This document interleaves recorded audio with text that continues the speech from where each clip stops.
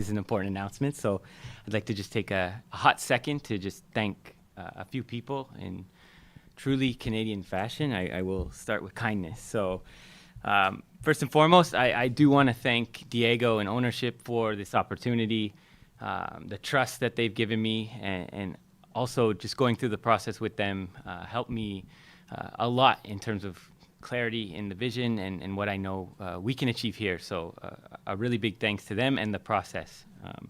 Second thing is my family. I think you guys will get to know me, hopefully, over the next little bit. They are the most important thing to me, and I could not do this without them. And that includes my wife's family, extended family, everybody. It's been a really, really great process having them over the years, supportive. They've been at big games, also really sad games. And so as you guys can probably imagine, it's a tough business, and always having a group of people like that to support you, it means a lot. So that's clear. The last family member, obviously, is my wife. Hopefully you'll get to know her as well.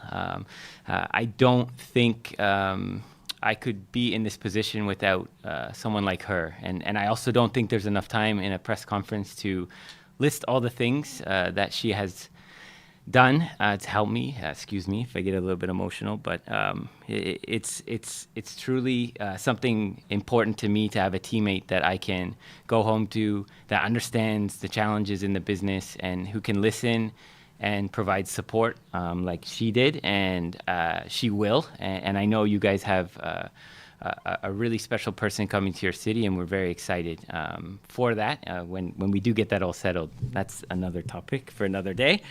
And then at the end of this, in terms of the sporting side and in terms of my process, I do want to thank two very important leaders that I had. The first being Ali Curtis, who's just been promoted to a great position at MLS. I did only work with Ali for a year in Toronto, but his support over the last 6-7 years has not gone unnoticed, and I think it would be a big miss to not mention him today. And then the second one is, someone I worked with for probably 10 years plus, Tim Bezbachenko. His guidance, leadership, his support, his feedback, sometimes constructive criticism has made me a really, really great person. Obviously, someone capable to lead this next project, but most importantly, he's a great friend and someone that I truly value. So I think it's very important to recognize those who've helped get you somewhere. Okay, who am I? That's a tough thing, again, for a Canadian to speak about, but I am a product of my environment. I think you guys know how long I've been in the business, close to 20 years next year, working in all departments. Across that, I have worked with, I think, 4 ownership groups, 5 different sporting directors of some sort, hundreds and hundreds of players, 12 head coaches, multiple second-team coaches, and then a lot of different people within the league and outside. I have been to 5 MLS Cup finals, being part of a winning team in 3 of those. I've been to 2 Champions League finals, unfortunately losing those. And I say that not to brag or gloat, but I say that as an understanding of what you can learn from those opportunities and what you can learn in those moments. And I think that is what I'm bringing here. And with that, a very large network of people now throughout the world that I have been in contact with, have worked with, have signed contracts with. I think that will provide the necessary next steps for what we need to do here in the short term and the long term.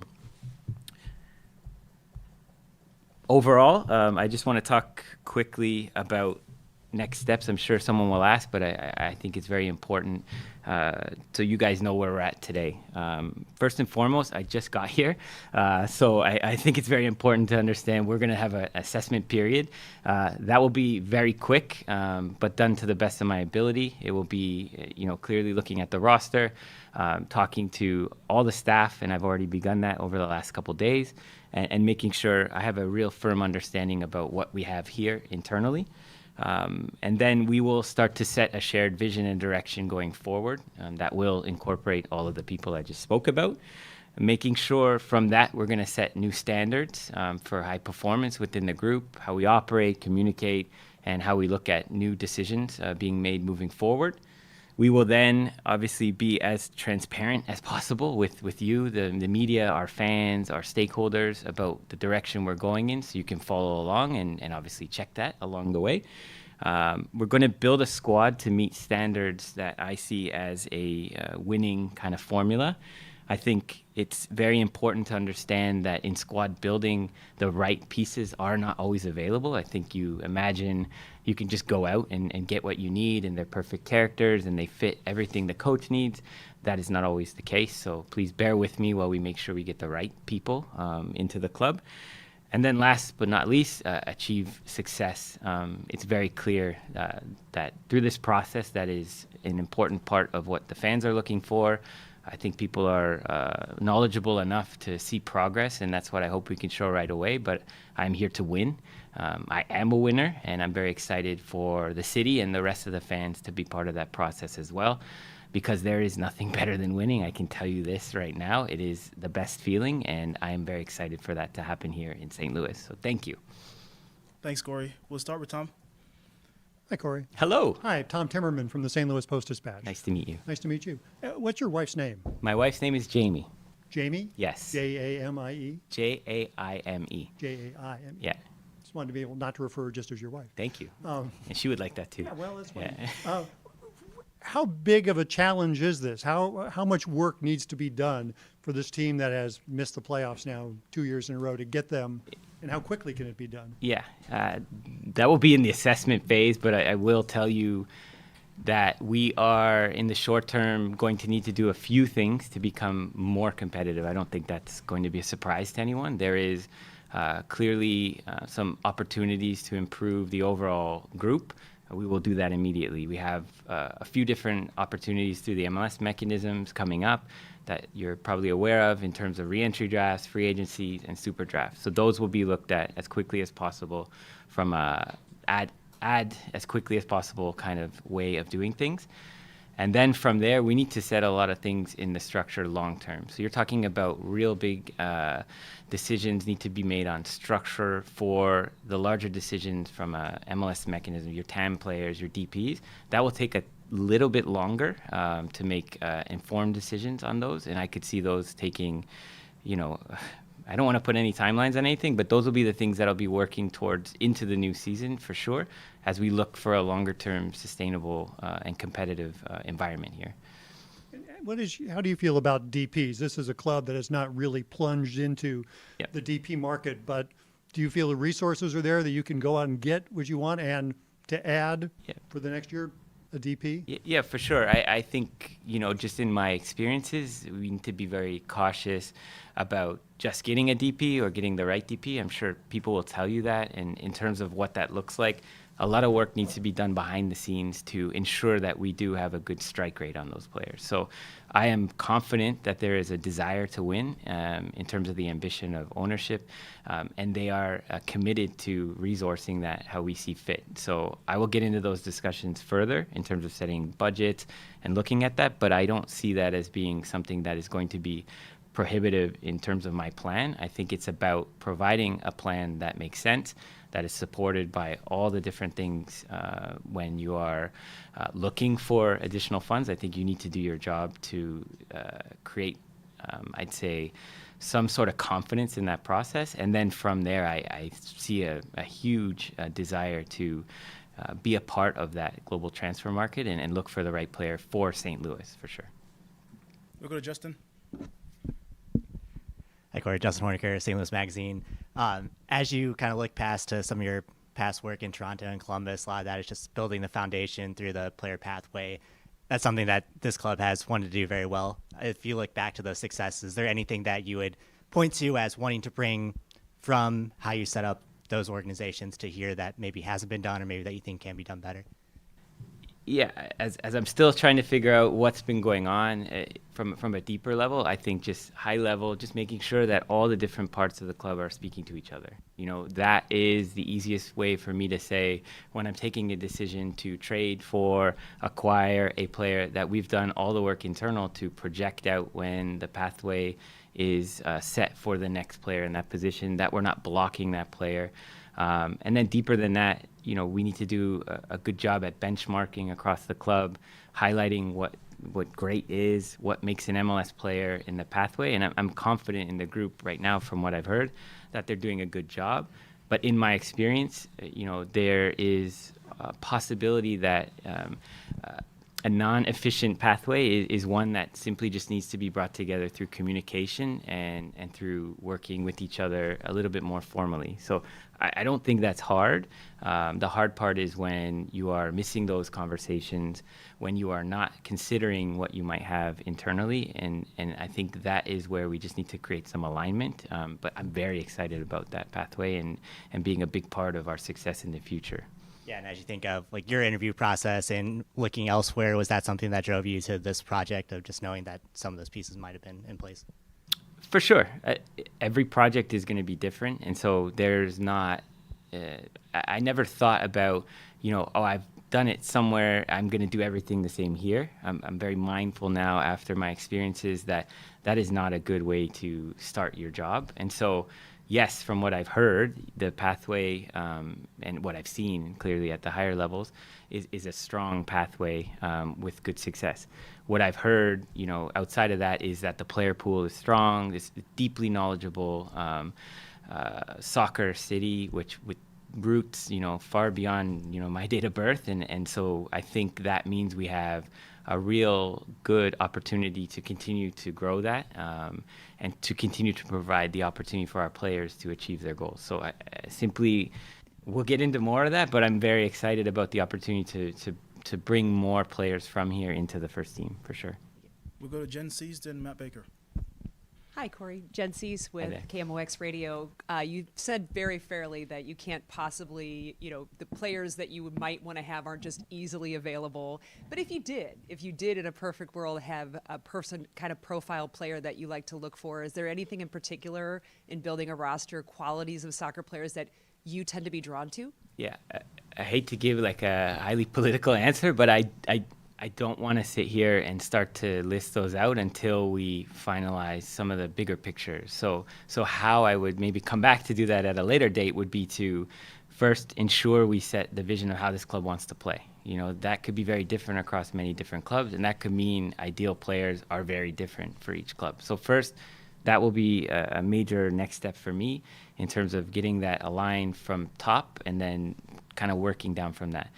The second thing is going to be how the coach wants to play. Obviously, we have a process that's coming up that is going to need to be worked on in terms of candidates and interviews, and so that will help guide also what is needed. On my end, I think from a sporting leadership side, it's to give the coach all the necessary tools for him to be as good as he can as a coach, and to not limit the tactical or technical things that he sees in his vision by kind of pigeonholing some of the profiles. So simply players who are quite flexible tactically, technically, capable physically, and obviously who fit the culture that we have here, not only in the club but in the city, I think is the easiest way to define what I'm going to do next. Fair enough. A quick follow-up, because I can mention a specific player because we know Roman Berkey is going to stay with the club. Yes. How do you feel about building a roster in front of who we definitely in this room consider the best goalkeeper in the league? Yes, I think for me, I am a person who really would like to harp on or to, preach stability in my time as a leader. So having someone in that position with the history, with the performances, with the character, I'm happy that that's not another piece that I need to go out and look for. And I'm very confident as we kind of develop the squad that he will be someone that's crucial to our success for sure. Matt?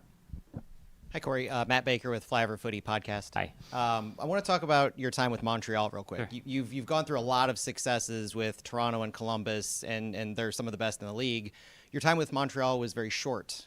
Could you describe to us what your role was with Montreal? Because it seemed like it evolved a little bit, and you didn't make very many press conference appearances, very many appearances to the media. Can you talk a little bit about what your evolving role was with Montreal? Yeah, sure. I think first and foremost, for the role itself, I think it's clear I came in as a consultant, and that moved into a more permanent role there. The second thing that is clear to kind of explain is that the Montreal setup was very much a council in terms of decision making, and I sat on that council. So that was the role, and that's what kind of my day-to-day looked like, was providing feedback, providing expertise or any sort of knowledge in any area that the council needed to, and then as a group we make a decision. So that's what the setup was. As far as maybe a follow-up question you might have, I will not sit and speak badly about any of my experiences, and I think I am truly grateful for the opportunity that the Saputo family provided me. Their history and investment in that city is obviously pretty clear. What they've done to develop the game in Canada. As a Canadian, I'm greatly thankful for that because it's grown the game. And so I see that as maybe a difficult time for me in terms of their vision for wanting to do things in a different way. But I saw it as a really great moment for me to learn, and it really helped me prepare for my opportunity here in terms of really trying to think about establishing a clear vision, refining some of those processes that maybe didn't work so great when I was there. And I can't thank them enough for that opportunity. And to the fans there who never heard from me, they should be pretty excited about what's next. Tactically, what was able to be done with the council to the roster sets them up in a really good way for this offseason. And so I'm proud of the work that we did together, and I'm very excited for the fans to see what Luca and Simone and Gabriel can do next. Without going too deep into the council structure, just as you come to St. Louis, would you compare this structure that St. Louis has more to what you experienced in, or what you expect the structure to be, to what you experienced in Columbus and Toronto? Yes. Yes. So that's very important in terms of where I sit. I think it's clear that there is a large organization that also is part of this process. And I think people get caught up a lot in who does what. I see my role as clearly someone who is going to recommend to, at the end of the day, we all have bosses. I don't think you will ever get away from that until you're truly, free of any decision making from a business standpoint. You're either you're going to speak to shareholders, you're going to speak to somebody to make a decision. So I just want to be very clear. I am entrusted here to make the recommendations. I am here to provide all of the sporting, recommendation decisions on all of the sporting department. But I work for a great company that is going to also be part of that process. And so that includes obviously Diego and leadership, but that is very normal and that's what I'm used to. And so I think what you guys will see in the next years, months, whatever, is that it's not always going to be about me making a decision anyhow. I'd like to introduce you at some point to the other people as part of the process. I think the way in which we see decisions made in the sporting side is often too simplistic, and I'm happy to be the face and to speak about that, but there are so many other people that are part of that that need to be recognized, and I think for the fans, I'm very excited at some point to dive deeper in how those processes work. So hopefully that answers your question, but this is very much the same kind of setup that we had in Columbus. And certainly in terms of the sports and entertainment behemoth with Maple Leaf Sports Entertainment, it's very similar to a certain extent with the board, with leadership, with all of the things that we have here. And I'm very excited to work that way. It is a great way, despite maybe what people think on the outside.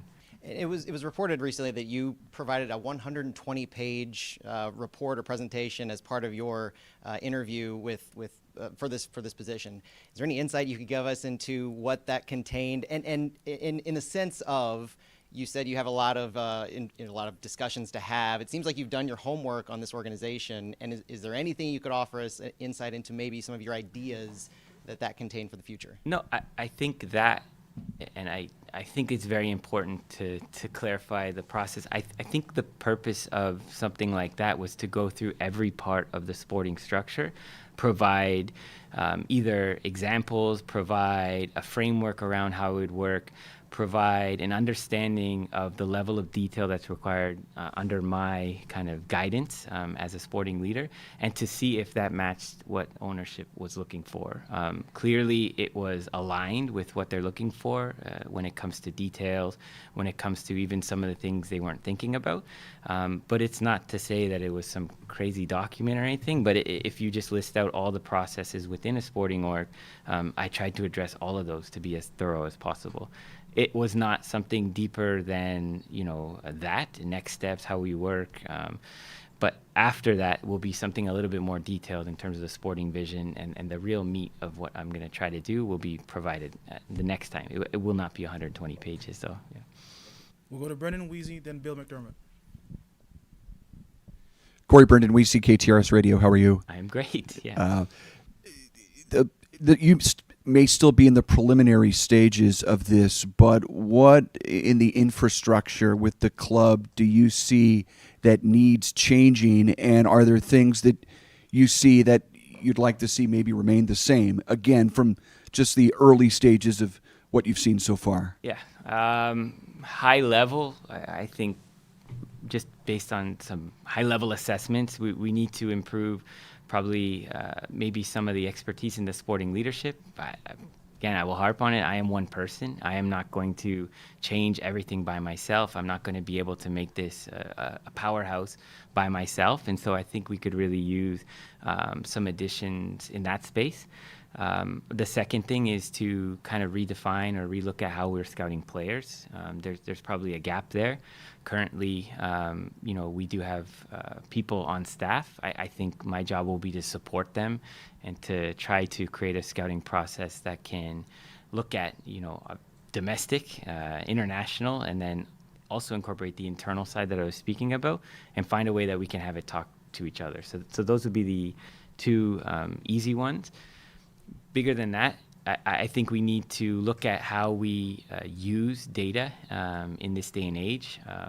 I am someone who relies on it to a certain extent to help communicate across the traditional and then the non-traditional way of scouting or squad build or trends or anything like that. So I think, in terms of using data, I would use the word data informed, making sure we are using it, making sure it's at the right place of the process, and then using it to make our traditional scouting and our other processes better. And so having the traditional side, I guess, the art and the science of scouting, speak to the data, and have the data speak to the traditional scouting is how I see a working kind of process going, and I've seen that work really well in the past. So those would be the key areas.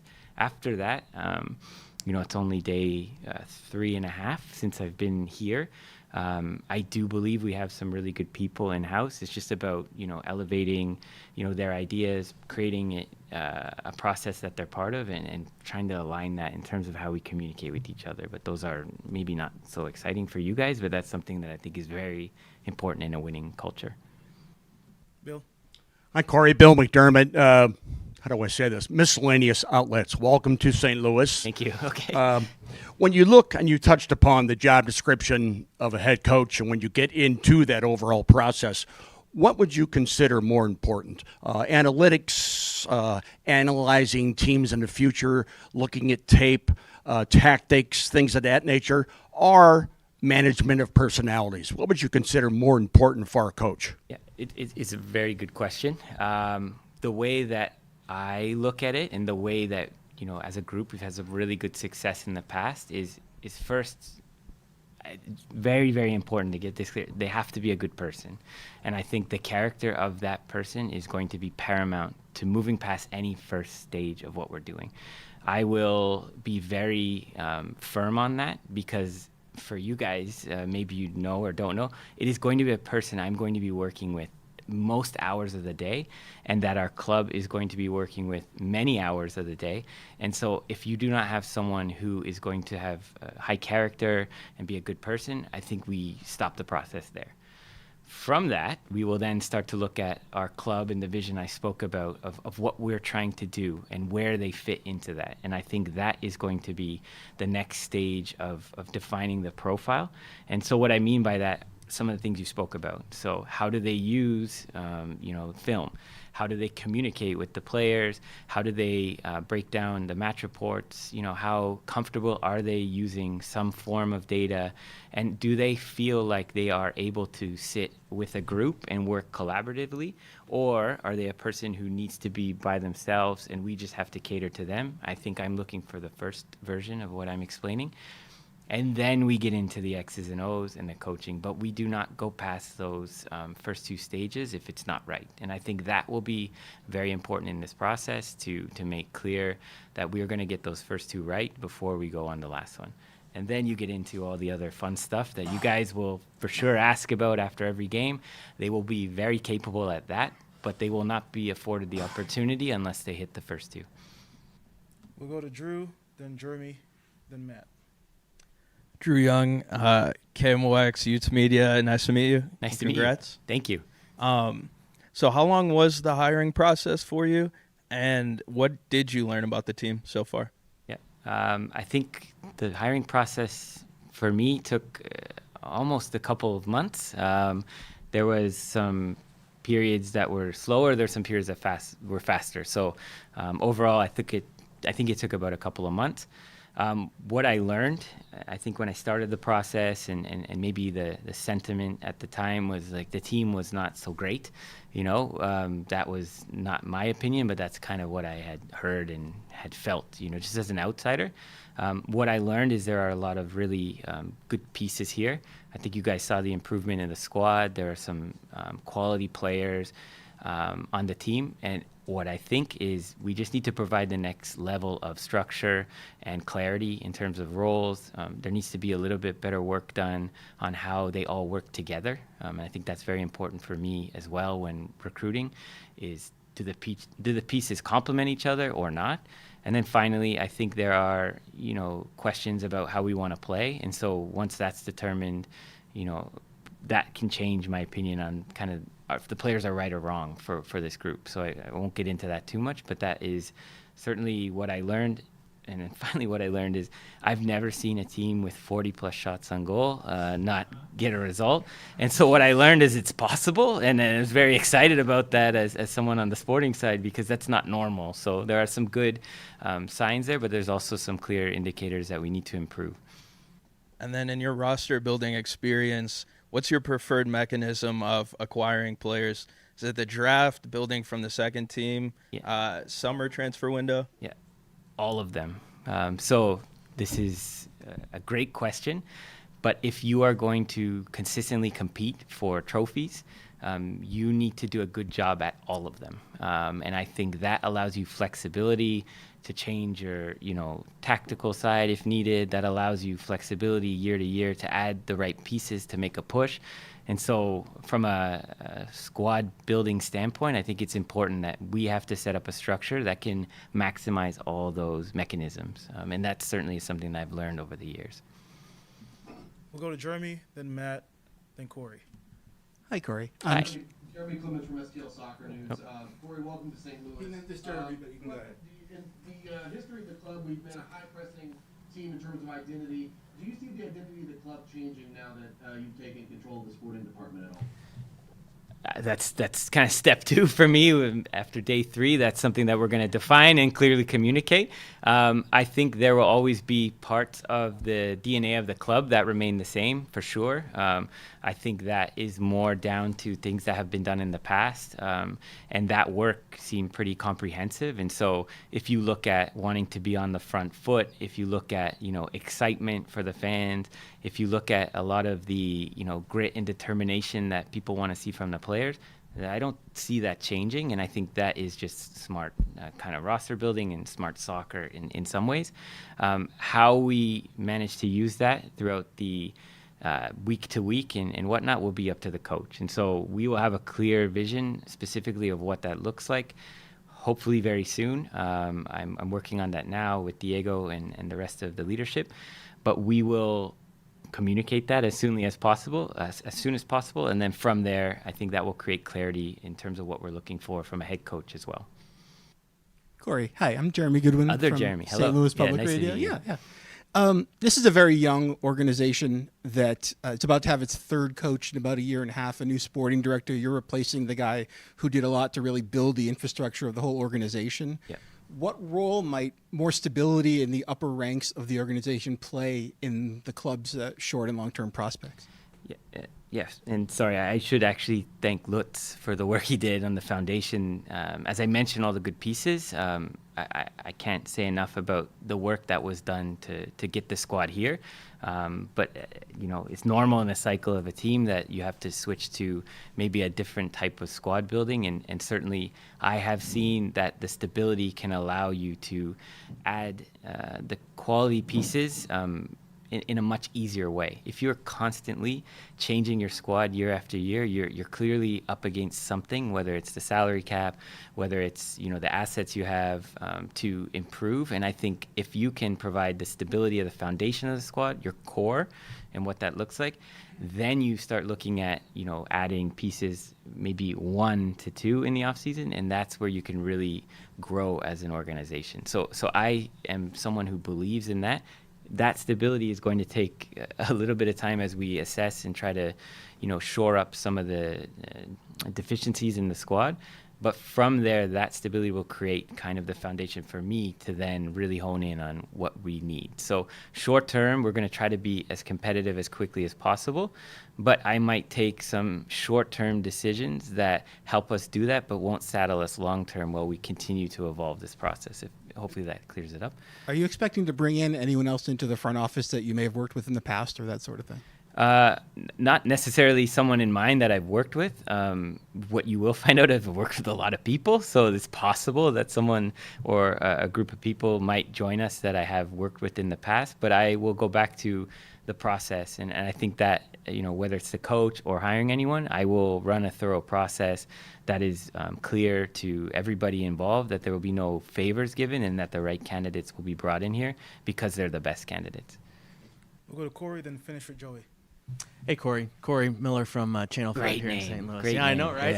Yeah. How old are you? 30. Oh, God, that's interesting. I feel like it's more of an 80s thing, but Yeah, that's okay. we're still out here. Okay. You touched on this a little bit with Tom's initial question, but, if talking directly to the fans, if they're watching tonight on our sportscast or right now on the live stream, I've seen your passion for winning. You spoke about it.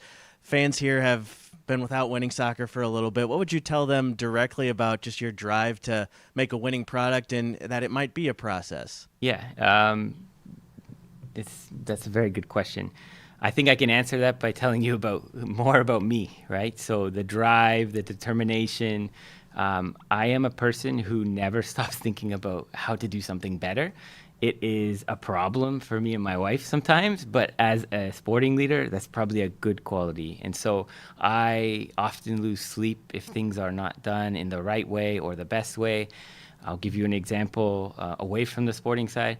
I am someone who loves to cook. I love food. Anything that I get my hands on, I become quite obsessed with trying to find out how to do it in the best way. No offense, but I got to Columbus. This is going to really hurt my reputation there, but I didn't feel like the pizza scene was so good, even though they said it was. So I bought a pizza oven. I learned how to make my own dough. I'm preparing my own toppings. This is who I am. And so to the fans, look, not everything is going to be perfect, but there is no bigger critic than myself. And I promise that I will be working on those decisions that might be seen as maybe the best ones all the time. I will not rest until we get this right. So hopefully that explains that to them. I will lose sleep over it. I will have, probably moments where I am struggling for the answer, but I will not stop thinking about how to make this team the best team in MLS, and then hopefully one day in North America. Joey. Hey, Corey, how you doing? Joey Zanaboni, team broadcaster, and I just want to finish out with a couple of questions. One, you were the first ever intern in the history of Toronto FC, so, what can you tell us about that experience, and what's your message to, all the interns, the folks who are just starting grinding in their career? Do you see yourself as an inspirational or aspirational figure in that way? First of all, your beard is very intimidating. So thank you very much. I've been working on this for quite some time, and it's not going very far. So keep working. Great beard. That's not something that I think about too much, but it is something over the course of my career that I've tried my best to give back in that sense. Taking a minute to speak to any intern or someone starting out in the sports business that works with me. Going back to my university, I brought the MLS Cup back there, very proud of where I've come from and the program there. And speaking to the students there, I am always willing to help. I am a real believer in staff development. I have my own tree now, which I'm quite proud of in terms of people that I've hired and who've been promoted and who've gone on to great things. And so that is really an important part of who I am and something that won't change. So while I wouldn't say after this press conference that I would enjoy 400 messages on LinkedIn from people looking to get started, I will do my best to give back to that group of people as much as I can. And clearly I hope that there's another great story like me as well in the near future. And coming from the outside, what have you heard about the St. Louis City fans and the atmosphere of the stadium and all those things? Yeah. So I have only been here for the U.S. Jamaica game. And so, firsthand experience, I was very impressed with that. Now it's not St. Louis City, but it shows the passion of the fan base around here, which is very exciting. I also know that they're very knowledgeable. I am blown away by the amount of messages I received from people that I didn't know were from St. Louis or the surrounding area, saying they're from here and obviously very excited about that, and then following up with, expectations of fans and things like that. I will put Patrick Schulte on the spot, and this is a really good story. He messaged me and I said, look, I'm really excited to rep your hometown. Looking forward to your parents helping me out. And he followed up saying, look, win a couple games and then they'll call you. And so I said, that's pretty intense. And he said, that's the St. Louis way. So I'm very aware of the expectations and the excitement with the fan base and the team. So I'm really looking forward to getting to know them even better. Yeah, thank you very much. Welcome to St. Louis. Thank you. Corey, thank you. We appreciate your time. Great. Thank you. How old are you?